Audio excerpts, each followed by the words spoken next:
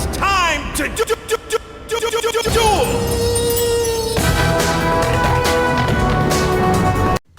Hey YouTube, Babyjace here, and today we're going to talk about Black Rook hold on Mythic Plus, specifically a 22. Now the affixes will be different from yours probably when you're watching this, as there's so many different combinations, but for the most part this strategy does work. Now for this first pull right here, we're just going to all run through and die while the healer is invis potted through, and he is going to mass res us straight to the first boss.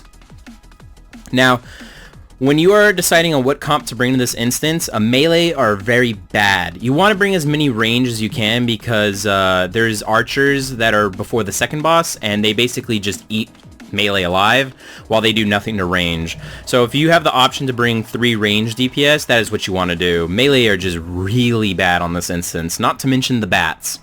Now for this first boss, it's going to be pretty normal.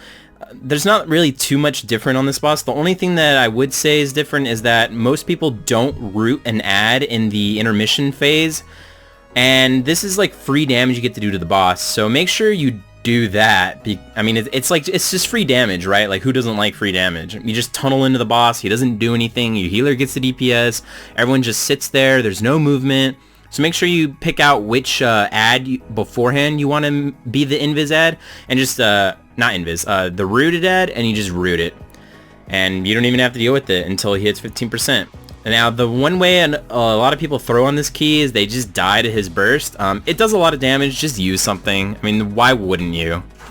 And that's pretty much it for this boss. He's pretty standard and pretty boring.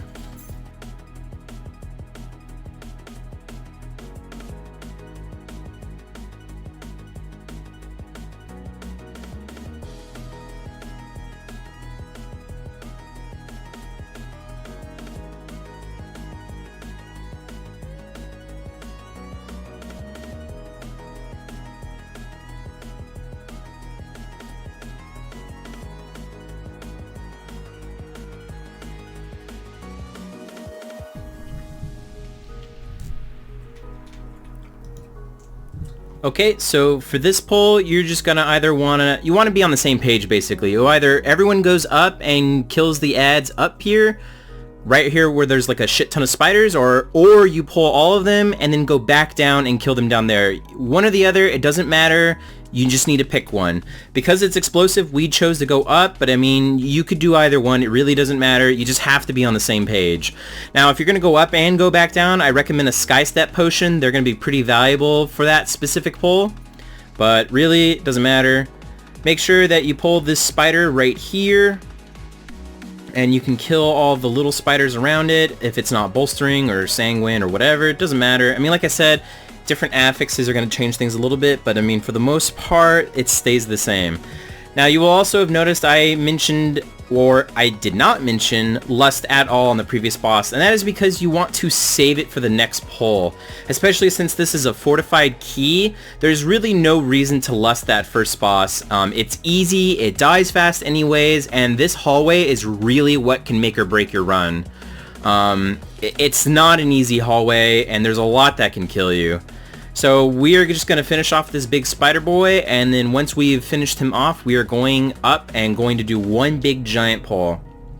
And the reason why I said you want to bring no melee is because the ranged and healers can range away from the archers. Like, as long as you are standing far enough away, the archers will not be hitting you, and which is pretty big in this dungeon, right? So basically what will happen is that your tank will eat every single arch shot, and he'll eat all the knife dances and everything. Now, because we did have a melee, he unfortunately was in range and he could be shot, which is why we used our Paladin Bop and then our Paladin Sack on him. And he tried to get in as much damage as he could before he just died. And unfortunately, that's just the reality of this pull. If you have a melee, or you don't have like a paladin, your melee are probably just gonna have to sit back and kind of AFK out the pull. It's probably still better because in general, shots are gonna kill you anyways. Like, even if you had a melee and you didn't do a big giant pull like this, like, those archers are still probably gonna kill your melee. So I mean, you really have no choice when it comes to a pull like this. And as you can see, we did this with bolstering. Not bolstering, with the Fell Explosive, and just this week we had the Sanguine Volcanic Week, and we did it with Sanguine as well. So you can pretty much do it either one. Its bolstering might be a problem. I'm not too sure. Like, bolstering is just one of those affixes that you're just kind of fucked really no matter what you do. And yeah, like with Lust, this is a pretty decently easy pack. I mean, it sucks if you have melee, but once the archers die, they can go in. So like, especially if you have melee and they're just sitting back, you want to prioritize the archers, because really that's going to be the main problem. Okay, once you have finished that previous pull, you can do another big giant pull. Same concept pretty much applies here. You're going to pull that pack there and the pack in the middle with the cat, and you don't even need to bother emceeing the cat or doing anything with the cat, because once again, if everyone is out of range, nothing can hit you. So you're basically, the tank is the one taking everything. So all I'm focusing on here is trying 1, not to die, and 2, not to get stunned, which kind of ties into number 1. Outside that, I'm not focusing on anything else. I'm not even bothering with the explosives. I mean, like, sometimes I can hit them, but for the most part, that is your range's job. Because there's so much going on here. There's so many nameplates, like, you really can't do anything. And as far as the knife dance goes, I actually think it's less damage than their melees, especially on this key. So you really kind of ignore them. If you see what our warrior is doing there, he's not doing as much damage as the previous pull, and the reason why is because he's looking to see when an archer is targeting him, and he is LOSing it around that corner where you see that blue square. And as you saw here, he did not die. So that's the main reason why you want to tank here, is so that your melee can LOS. It's pretty hard to do, so really, if your melee is a boss, that's when you do it. This pull is going to be similar to the previous 2 pulls. You're going to want to have all your range standing as far back as they can and having your tank take everything, but you want to tank it here primarily because if you have Sanguine, you want to drop all your Sanguine here and give opportunity for Sanguine to drop up there. But also, everything is really nice and grouped up here, and there's really no reason not to do the pull right here. Maybe if you have melee, you do the pull on one of the pillars so that the melee can easily get around it. But I mean, for the most part, you're just going to want to just do it here. Again, you might want to play things out differently depending on the affixes, but I actually think even if it's bolstering, you still kind of just do this pull the way it is. It's not too big. I mean, it's your standard pull, and this is even on teaming, it's not that big. But once you do kill that pull, the next pull is going to come down, and it's going to auto pull, and you just want to run all the way back here again and just tank it here on this marker. The Sanguine pulls should have gone away by now, so it'll be pretty cleared up. You really just don't want to do it back there because everything's like jumping down in different places, and if it is Sanguine, you'll have Sanguine all over there. It's just not good. You just want to pull them all back and have a go at it again, especially if you have a melee, so they can come in and do some stuff. As you see here, our warrior does have the bop, so which this allows him to do some damage here. A lot of groups like to trap the commander where he spawns so that he doesn't shout for your entire group. However, if you have strong damage, I think this is unnecessary. I think the pull takes longer when you do that, because then you have a full commander up. Like, I don't know. I don't think he really makes the pull too much longer compared to, like, I mean, like, he definitely does make the pull longer, but I don't think he makes it longer than, like, doing the pull without him and then doing a full health commander. I think it's just not worth trapping. But I mean, every group does things differently, and for all I know, I'm wrong. But we did it without it just fine, so it doesn't seem like too big of an issue. Maybe if you have a melee, you do trap them so that the archers die faster, but who really knows. Once you've done that, you want to make your way back up the stairs like how you normally would. There's 2 archers up here with another commander dude, and what you want to do is you want to tank him down on that the moon marker. You kind of want to tank him here again so that the warrior can LOS around the corner easily, and that so all of your range can be DPSing from far away so that they don't have to deal with the arrow dudes, because god, do those guys suck. I mean, they really do suck. So yeah, I mean, this pull is pretty standard. If you want and you have a Death Knight, you can always mind control one of these archers. Especially if you have a melee Death Knight, you definitely want to mind control one of the archers, because double archers is pretty much just death to melee. It really is. I don't really know how this warrior hasn't died yet. Probably was bopped? I think he was bopped or he's just LOSing like a god. I mean, it's one of those, but this is not a good pull for melee as well because it's just double archer.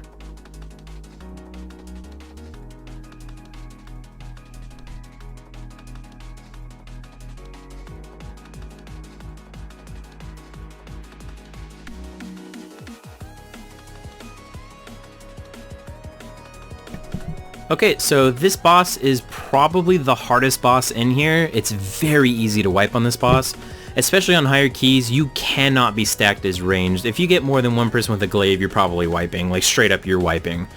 The way that we like to deal with the rush is that you want to have one person in front and one person on the back left leg, one person on the back right leg, and you want to form like a triangle because it does do damage if you are standing next to someone. Now, if you are the tank and you get it, you can go right directly in the center of her hitbox, and sometimes she will not even charge. That time she charged, but a lot of the time she won't even charge. Like, I kind of just messed it up there.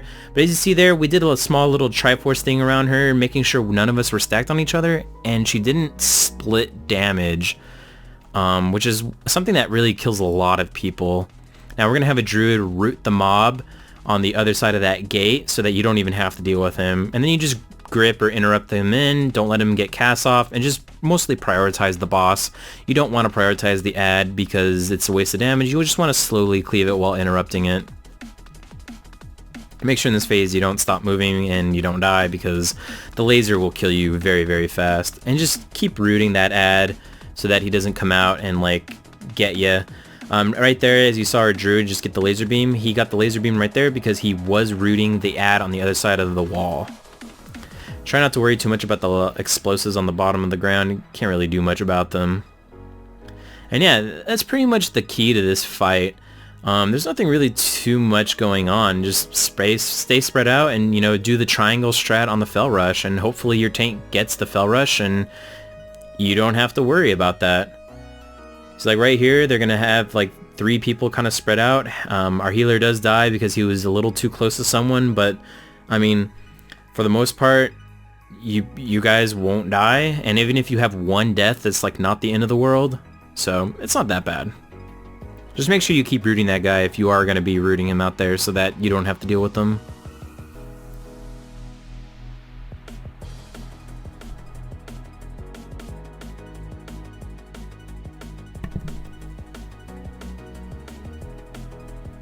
As you can see here, she did not fell charge because I was directly in the center of her hitbox, which is what you're kind of going for if you are the tank and you do get targeted for the fell rush.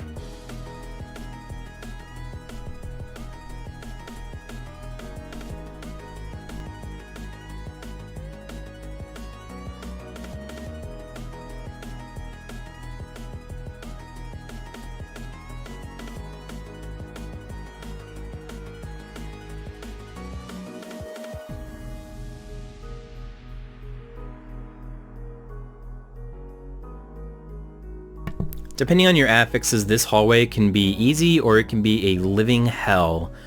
With Sanguine, this is probably a terrible hallway.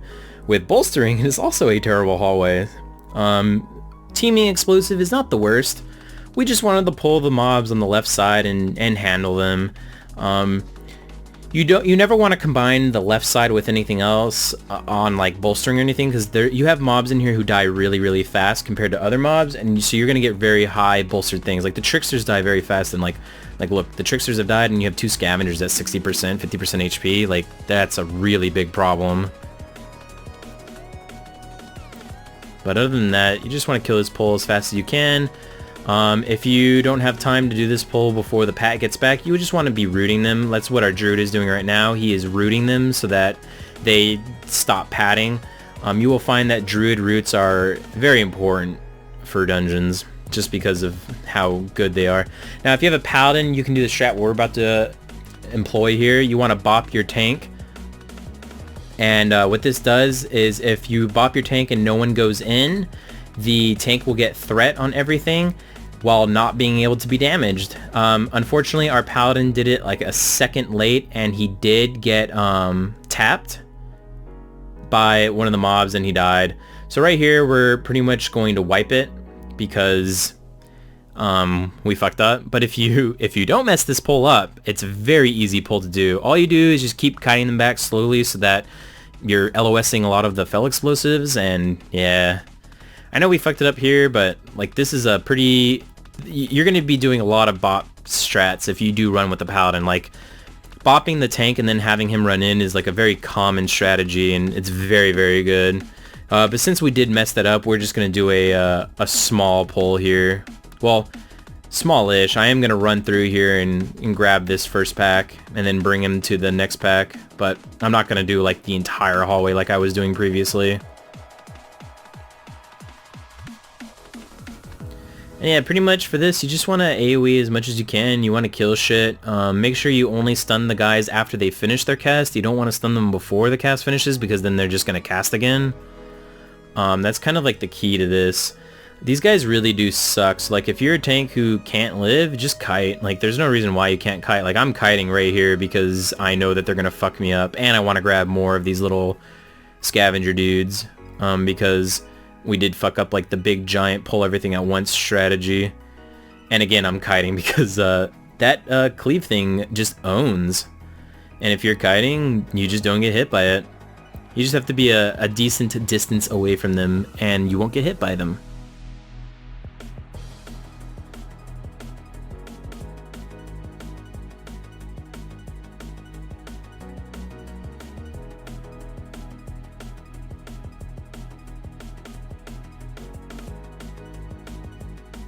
Okay, for this pull, we have 3 of the Wraith Guards here, so it's pretty tough, especially since it's teaming.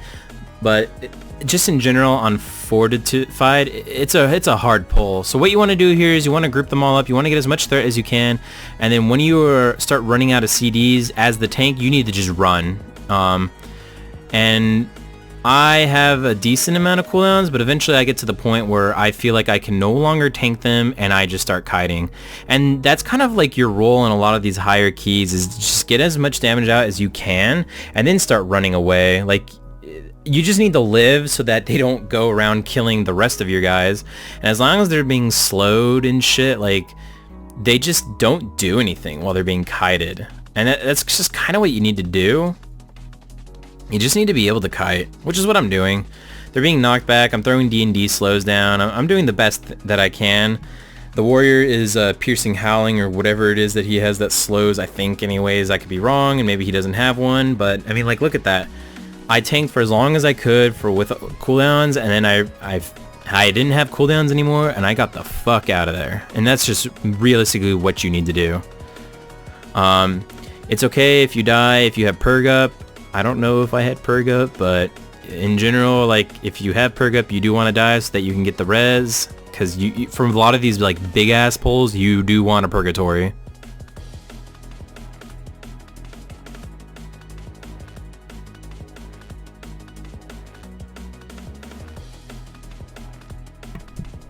Okay, this pull is going to be similar to the previous thing. If you have a paladin, you're going to want to well, I guess you don't need a paladin for this. You just want to sky step and like run your ass all the way up. You want to grab everything that you can and just go all the way in. So see here, I went all the way to the right. And that's basically what you need to do. You just need to go all the way up. Everyone will sky step behind you to also get up here. And once you get up here to the top, you just have all of your range doing as much damage as they can. And you need to just kill stuff. And the reason why you do this in general is because you're getting the least amount of bats possible, because you just haven't spent enough time on the previous pull for them to be spawning like crazy. It kind of sucks that there's an explosive here, and you know, our warrior died because he's a melee and just range in general. I also think I pulled the boss here, so like this whole pull is a gigantic failure. However, I have done this pull successfully and it's worked out. And I guess another reason why to include this, why am I even talking about this type of pull, is like you can make a big ass mistake like this where you just completely wipe, everyone wipes, and still time the key. And one of the biggest things when it comes to timing keystones is it's not always just about how good your group is. It's about how good your group is at fucking up and not getting tilted. Like, if you have someone who tilts easily, they're gonna throw your group like they're gonna throw keys like no other, because people make mistakes. Like, no one is perfect, and unless you're gonna be like Shaq's group, where all you do is live and breathe Mythic Plus and practice it a lot, you're gonna make mistakes. Because I guarantee you, they made mistakes when they were first doing these, and like, people just make mistakes. So unless you have been doing this forever, people will make mistakes. And if you tilt, like, you're done. You really are done if you tilt. So we fucked up that first one. We didn't kill anything, and we're gonna go again for round 2. So here we are again, round 2 of this pack, or this poll, I should say. And because we had already wasted so much time and it didn't really work out too well the first time, I just decided to jump off so that we could kill as many as we could and just finish some shit off.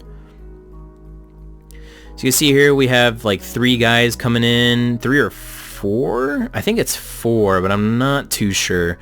We have 4 guys coming in. I'm tanking like what I can, but I'm getting quickly to a point where I can't tank anymore. And I really just start kiting around this like half circle, and that's really what all you need to do, is just kind of kite around this half circle. At a certain point you need to get the hell away from them, because it is very dangerous. I'm not quite sure how I didn't die here, but it is what it is. But I mean, like, this is like your second option to doing a pull. I wouldn't recommend doing that previous big-ass pull that I showed you if you have like a melee. It's a lot harder with a melee, like a lot harder, because if they get the backs fixated on them, they're instantly dead. Like, they're just dead. There's so many bats up there that you are just dead. So for this, I'm again going to use a Sky Step, and I'm going to grab the 2 remaining dudes, and we're just going to go in. Now, I should not have used my D&D there, because it caused them to come in very slow. Oh, I didn't use my D&D, perfect, because I did do that the previous time, and it kind of fucked us. So I'm D&Ding here at the door to try and get threat, and I'm just going to try and interrupt as many of these Fell Frenzies as I can. And because there's only 2 of them, the pull is nowhere near as hard. So there's that. It is nice, though, that we were able to kill the previous 4 by like running up and then jumping down. Whatever works for you, like whatever you can do. I've seen it done both ways multiple times, so I mean, really just do what works for you. The main thing is you just can't die here as the tank. Like, you just kind of kite around. If you have all 6 of them, you have to just kite around. But this boss is pretty standard. I don't think there's any change to this boss from normal. Just place your bat lines on the edge, and it makes the boss 10 times easier, and that's really it.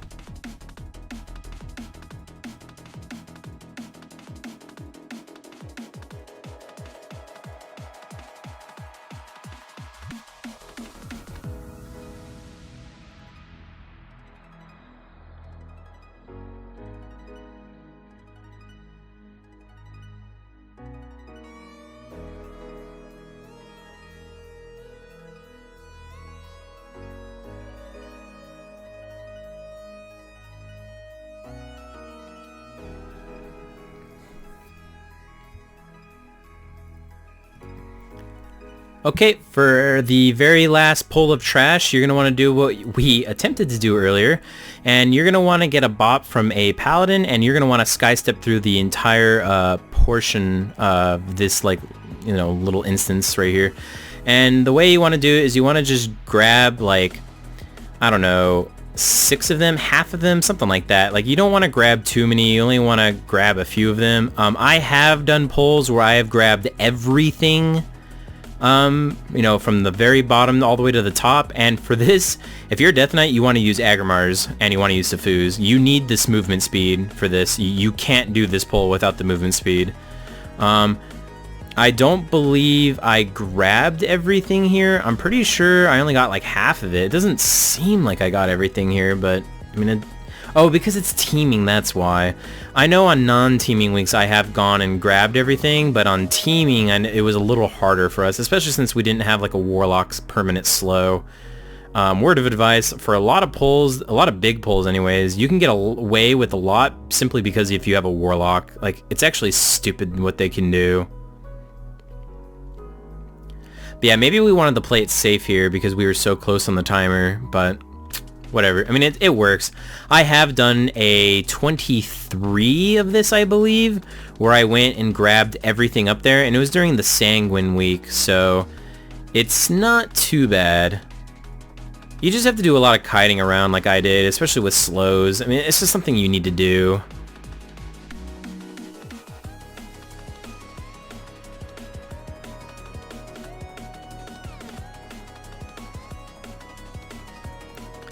And here's the rest of it. I'm just gonna grab those first two.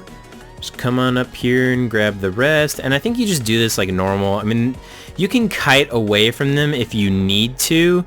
Especially the coup de grace. Like, the coup de grace actually does suck, and I don't know if I died to it on this one, but I do remember dying to it either on this or the previous one. I'm pretty sure we had a level 23 and we depleted that, and I did die on that pull, but I think on this one I was kiting them for the most part, and I got a little overconfident, and I decided not to kite when I should have kited, and it did end up killing me. Yep, right here. Here it is. So yeah, I mean, like, just kite away. I mean, your purpose is not to just sit there and like do a lot of damage.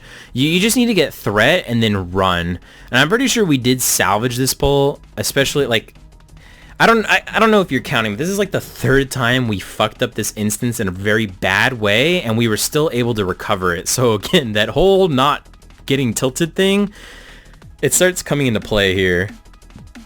Although if you have a tank who just like sucks like me, I mean, yeah, people might just get mad for understandable reasons.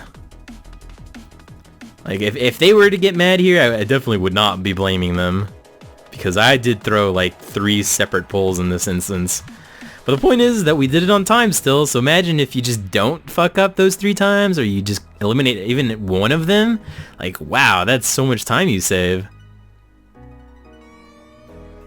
So yeah, once you've killed everything, and you have mob count, you just want to go up to the last boss. I'm pretty sure, I don't actually know where we pulled the extra mobs. Maybe it's just because it's the way teaming week works out.